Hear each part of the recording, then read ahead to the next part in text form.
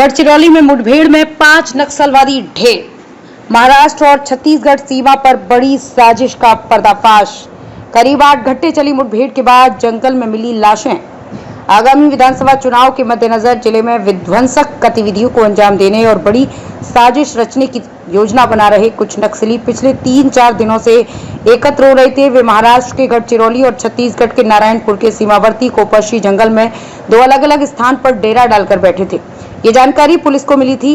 Gadchiroli police की विशेष अभियान team की 21 टुकड़ियां और सीआरपीएफ क्यूएटी की 2 टुकड़ियां तुरंत माओवादी विरोधी अभियान चलाने के लिए कोपरशी जंगल के 2 स्थानों पर भेजी गई। नक्सलियों ने जवानों पर जानलेवा हमला करते हुए उनके हथियार लूटने की मंशा से अंधाधुंध गोलियां चलाई। जवाबी कार्रवाई और आत्मरक्षा में जवानों ने भी फायरिंग की। पुलिस का दबाव बढ़ता देख नक्सली घने जंगल का फायदा उठाकर के भाग गए।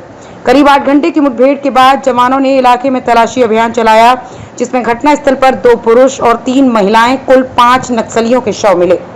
पहला जयापदा कांकेर छत्तीसगढ़ कंपनी 10 डीवीसीएम, दूसरा Sawji Tulavi Dhanora Gadchiroli DVCM supply team सदस्य, तीसरा Devi Rita supply Bastar supply team सदस्य, चौथे बसंत बस्तर सप्लाई टीम सदस्य, सुखमती कंपनी 10 सप्लाई टीम।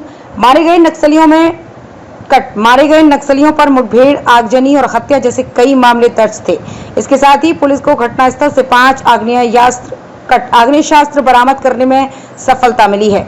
मुठभेड़ में गढ़चिरौली पुलिस के जवान कुमोद प्रभाकर आत्राम घायल हो गए हैं। अभियान के दौरान उन्हें हेलीकॉप्टर की मदद से तुरंत बाहर निकाला गया और नागपुर के अस्पताल में भर्ती किया गया, जहां उनकी हालत अब स्थिर है और इलाज जारी है। 2021 से पिछले 3 वर्षों में गढ़चिरौली पुलिस के लगातार प्रयासों में 85 कट्टर माओवादी मारे गए हैं, 109 माओवादी गिरफ्तार किए गए हैं और 37 माओवादियों ने पुलिस के सामने आत्मसमर्पण किया है। इसी के साथ गढ़चिरौली से शंखनाद विशेष रिपोर्ट।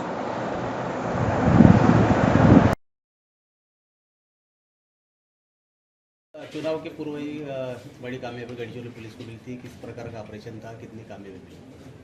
पिछले कुछ दिनों से कोपरशी जंगल परिसर में बामरागढ़ तालुका में एक बड़ा नक्सल कैंप होने की पूर्व सूचना गढ़चिरौली पुलिस को मिली थी।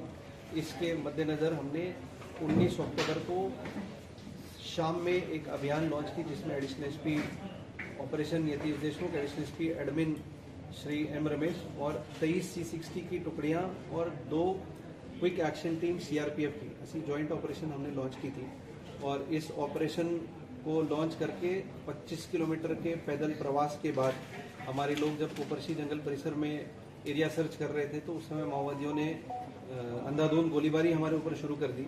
उसके बाद जब हम उनको फॉलो करते हुए आगे की तरफ गए, तो नारायणपुर के एरिया में हमारी बड़ी मुठभेड़ 2 ठिकान पे हुई और एक ठिकान पे, दोनों ही ठिकान पे हमें नक्सल साहित्य और लिटरेचर प्राप्त हुए हैं। और एक ठिकान पे 8 घंटे की गोलीबारी के बाद वहाँ पे हमें 5 माओवादियों के मृतदेह मिले, जिसमें से 2 पुरुष और 3 महिला माओवादियों का समावेश है।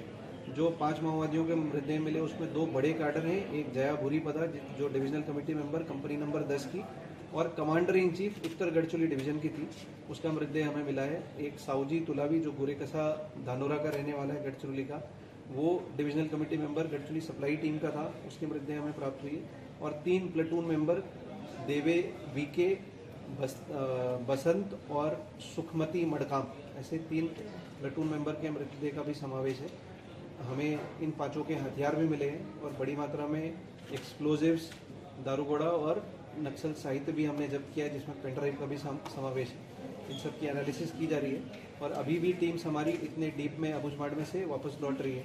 और ये एक विधानसभा की पहले ये एक बड़ी सफलता गढ़चिरौली पुलिस और सीआरपीएफ की मानी जा सकती है और हमें उम्मीद है कि सफलता के कारण हमें आगामी होने वाले विधानसभा चुनाव को कराने में सहायता मिलेगी। सर, एक जवान भी घायल होने की जानकारी। एक हमारा C60 का जवान जो इस अभियान में शामिल था, उसको 2 गोलियां लगी थी। उसको हमने अभियान शुरू होते हुए ही हेलीकॉप्टर भेज करके उसको बीच में ही इवैक्यूएट किया। गढ़चिरौली में स्टेबलाइज करने के बाद उसको हेलीकॉप्टर से नागपुर भेजा। वो नागपुर के एक अच्छे हॉस्पिटल में उसकी ट्रीटमेंट चल रही है और अभी खतरे से बाहर है।